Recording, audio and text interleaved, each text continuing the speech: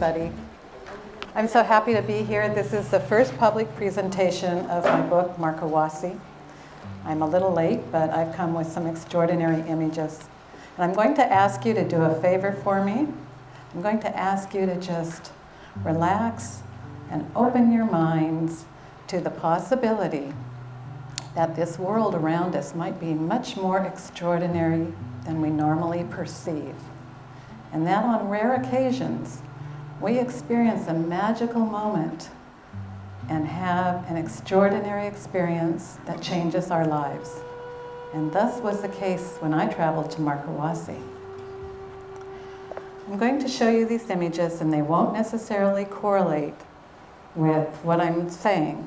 So just watch them casually as I speak. Here today in the room is my dear friend, Lydia, and she did these beautiful artistic renderings that you'll see in the book, and her very talented husband, Miami's own, Roberto Perera, the musician and harp player. There were many gifted people who contributed to the book Markawasi, and you'll hear some of their voices now. I'd been traveling to Peru for nearly a decade when I kept hearing these strange stories about this mystical place in the Andes. It was located 12,000 feet above sea level. It was said that it was ancient beyond belief, existing before the Incas and the pre-Incas. It was said that there were huge, towering, colossal stone monuments, heads and faces of races and animals extinct and unknown on this continent. There were stories of prehistoric animals in stone and strange inscriptions incised in the rock face. Mind-boggling images of winged sphinxes, camels, elephants, and animals completely unknown. All this on a plateau 12,000 feet above sea level on the westernmost Andean ridge directly above Lima and overlooking the Pacific Ocean. An unspoiled gem relatively off the tourist radar. Markawasi is reached by a 3.5-hour trek from the village of San Pedro de Casta, or you can opt to ride a horse, as I did. When you get to the top of the mesa, for the most part, the treks are easy horizontal routes. The book Markawasi details the two most distinct routes, the Treasury Circuit and the Humanity Circuit, and a multi-page gallery is included with all of the different stone monuments, including the GPS readings to make it easy to find. Markawasi defies all previous known timelines, and if not one of the oldest, it is without doubt one of the most curious places on the planet. It cannot easily be defined by any historical sites. The Peruvian scholar and explorer, Dr. Daniel Ruzo, discovered the stone monuments of Markawasi in 1952 when a friend of his gave him a photograph of a towering stone monument that they called Pekagasha.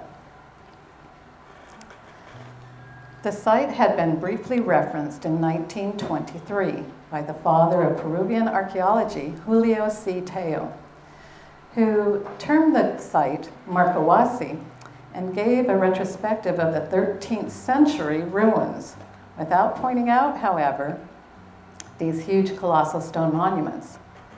Ruzo surmised that Teo had never been to the site.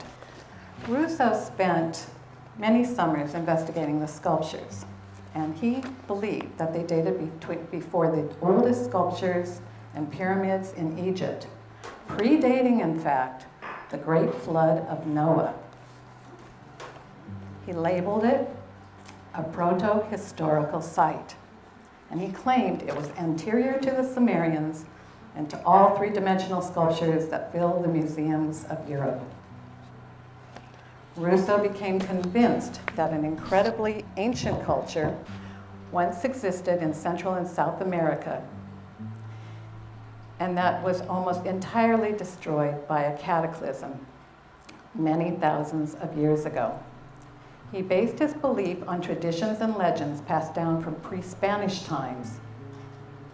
Perhaps ancient culture was the American remnant of a worldwide primordial culture, the lost civilization of primal times.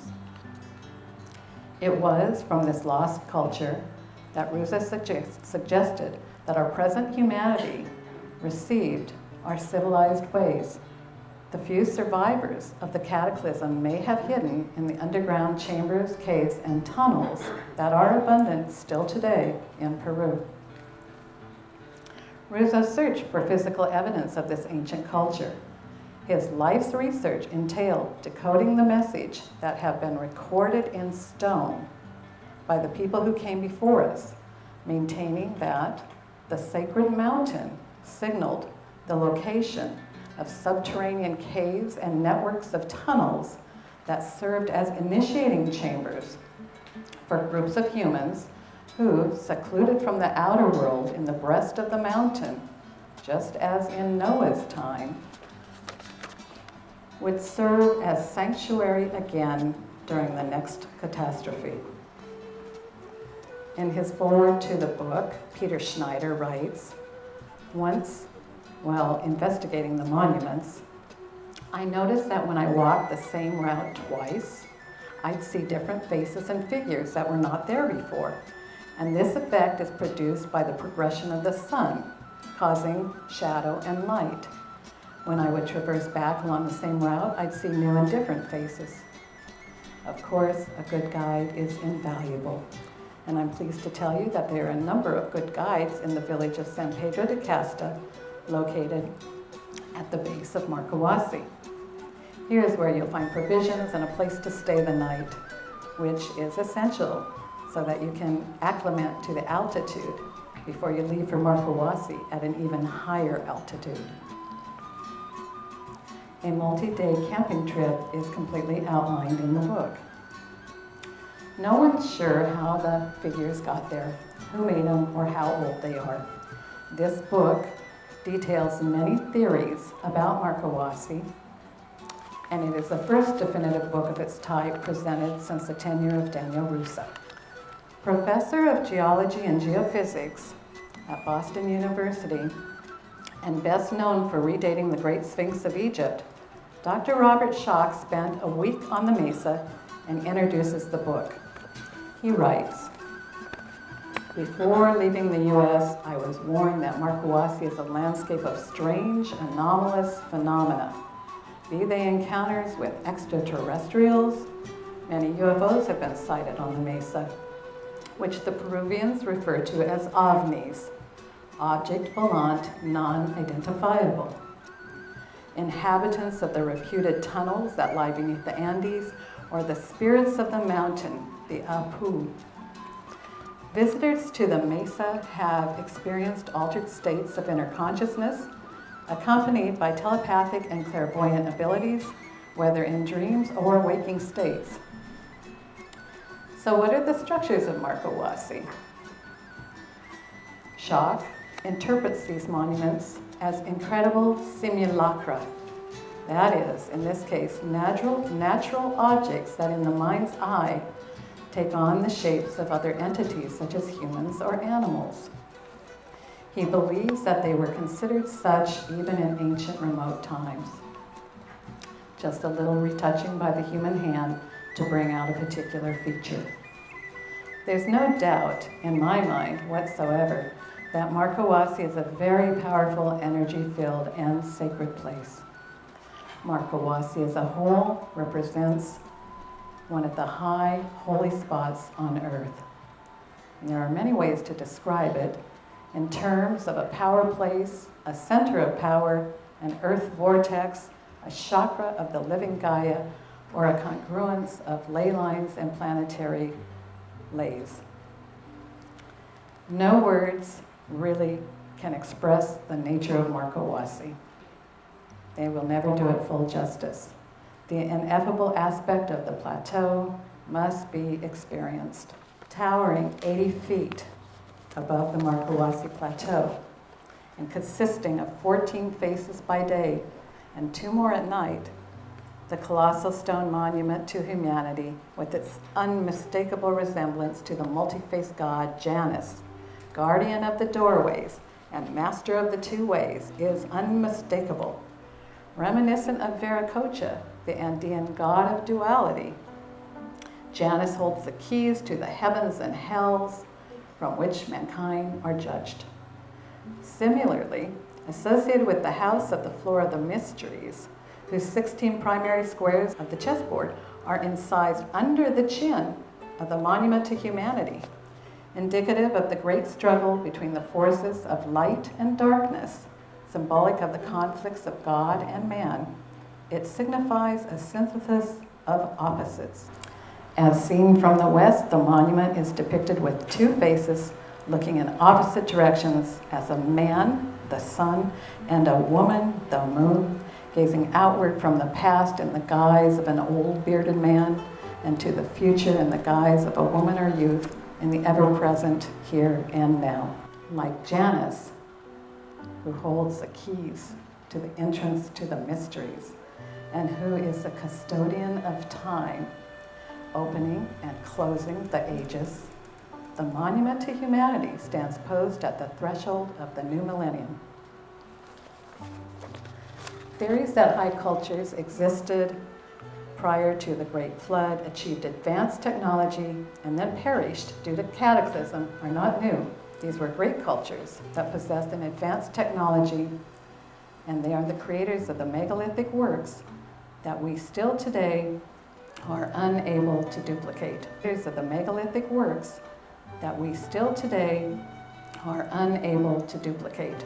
Former director of the Department of Archaeology for Peru and head of the Machu Picchu archaeological investigation during the 1970s, Dr. Marina Sanchez contributes the following.